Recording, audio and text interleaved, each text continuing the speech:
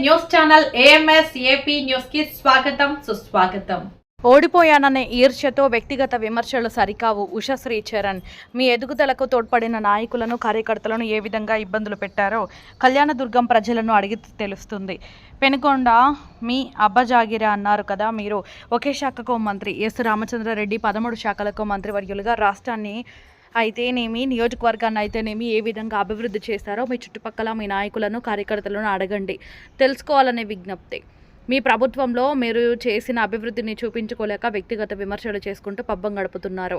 మీ పార్టీలో ఉన్న కేవలం 5 మంది మంత్రుల వల్ల 151 సీట్లు నుంచి 11 సీట్లు వచ్చాయో మీరు వారి జాబితాలోకి చేరి 1 సీటు 0 సీటు చేయడానికి నిశ్చయంగా ఉన్నారని తెలుస్తుంది. అయిన తర్వాత ఈ ప్రభుత్వంలో మంత్రి అయిన తర్వాత పెనుగొండ నియోజకవర్గం ఏ విధంగా అభివృద్ధి చేసిందో నీకు తెలుసు, నీ చుట్టుపక్కల ఉన్న వాళ్ళకు తెలుసు.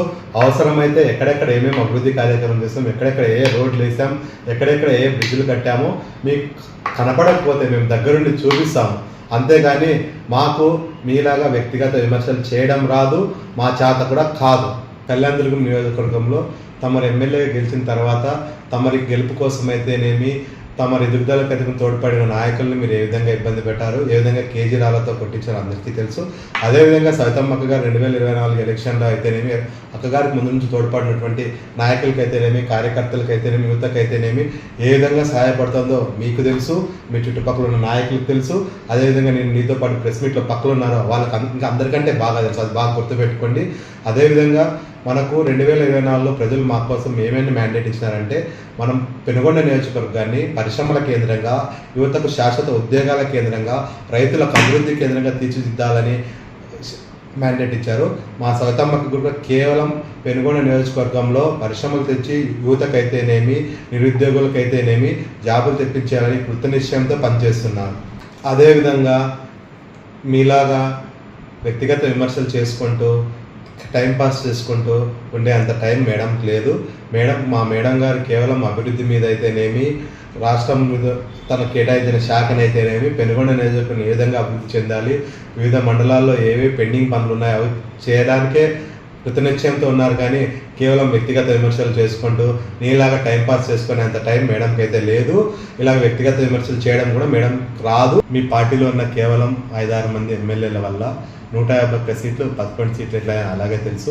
ఆ జాబితాలో మీరు చేరి ఆ 11 సీట్లను కాస్త ఒక సీటో 0 సీటో చేయాలని మీరు నిశ్చయంగా ఉన్నారు. వ్యక్తిగత విమర్శలు మాని ఏదైనా పెనుగొండ నియోజకవర్గాన్ని ఎలా అభివృద్ధి చేయాలి, ఎక్కడెక్కడ ఏమైనా ఇబ్బందులు ఉన్నాయో మీరు మాకు తెలిపితే ఆ దాన్ని మేము కూడా లోటుపాట్లు ఎక్కడన్నా ఉన్నాయో అభివృద్ధి ఎక్కడ చేయాలో తెలుసుకొని మేము కూడా దాన్ని చేస్తాం తప్ప వ్యక్తిగత విమర్శలు మానండి. దయచేసి నియోజకవర్గాన్ని ఏ విధంగా అభివృద్ధి చేయాలో సూచనలు సలహాలు ఇస్తే మేము కూడా తీసుకొని నియోజకవర్గాన్ని అభివృద్ధి చేస్తాం. నిన్న మీరు ఆవేశంలో ఊగిపోతూ పెనుగొండ నియోజకవర్గం మీ జాగీరా అన్నారు. సవితమ్మ గారి తండ్రి గారిని ఎస్ రామచంద్రారెడ్డి గారు 1983లో ఎన్టీఆర్ క్యాబినెట్లో 14 శాఖలకు మంత్రిగా పనిచేశాడు. 14 శాఖలకు మంత్రిగా పనిచేస్తూ నియోజకవర్గాన్ని అప్పట్లో ఏ విధంగా అభివృద్ధి చేశాడు, ప్రజెంట్ సవితమ్మ గారి నియోజకవర్గాన్ని ఏ విధంగా అభివృద్ధి చేస్తుందో మీరు అవసరమైతే ప్రతి గ్రామంలో తిరిగితే తెలుస్తుంది. అంతే తప్ప మీరు బెంగళూరులో ఉండి ఈడ ఏం అభివృద్ధి చెందిందంటే మీకు ఎట్లా తెలుస్తుంది? దయచేసి మీరు కూడా గ్రామాల్లోకి పోయి ముందున్న రోడ్లు ఎట్లుండే, ప్రజెంట్ రోడ్లు ఎట్లున్నాయి, ప్రజెంట్ ఏమేమి డ్రైనేజ్ పని చేస్తాయని ఒకసారి చూడండి. అంతే తప్ప మీరు ఏదో బెంగళూరు నుంచి చుట్టపు చూపు వచ్చి ఏదో ప్రోగ్రామ్ చేసేసి హాయ్ బాయ్ అంటే జరగదు.